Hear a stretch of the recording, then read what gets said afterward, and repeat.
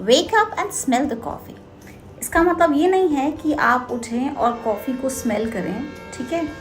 इसका मतलब होता है कि आप उठें और रियलिटी को फेस करें कि आपके सामने कुछ नज़ारा है, एक रियल नज़ारा है ना, कोई ड्रीमी या फेक नहीं, रियल नज़ारा। तो फेस द रियलिटी, रियलिटी को फेस करना is to wake up and smell the coffee. Be forthright and answer me. Are you revising? मतलब बिल्कुल स्ट्रेट फॉरवर्ड होकर के मुझे जवाब दीजिए, यानी सीधा सीधा जवाब दीजिए। क्या आप रिवाइज कर रहे हैं इस लैंग्वेज को? Do comment in the comment section as yes or no.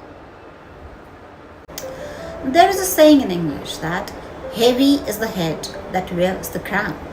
मतलब अगर आपके पास कोई पावर आती है तो उसके साथ उसकी जिम्मेदारी भी आती है, उसका प्रेशर भी आता है, तो उसको झेलना इतना आसान नहीं होता है। तो हम कोई भी रिस्पॉन्सिबिलिटी लेते हैं तो उस रिस्पॉन्सिबिलिटी को फुलफ़िल करना इतना ज़्यादा इजी नहीं होता है, बिकॉज उसके लिए हमें काफ़ी ज़्यादा जद्दोजहद करनी पड़ती है, मतलब काफ़ी प्रेशर झेलना पड़ता है। तो heavy is the head that wears the crown.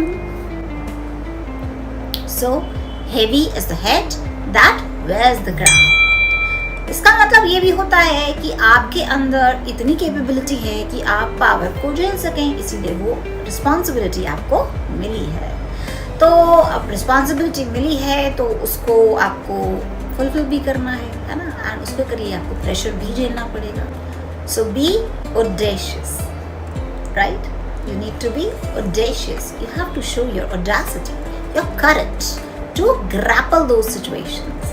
मतलब आपको उतनी हिम्मत दिखानी पड़ेगी उस स्थिति के साथ को झेलने के लिए। ग्रैपल करना मतलब उस चीज़ के साथ जूझना है ना, झेलना। So do keep revising. हमने जो वर्ड देखा था दैट वाज स्पिफी।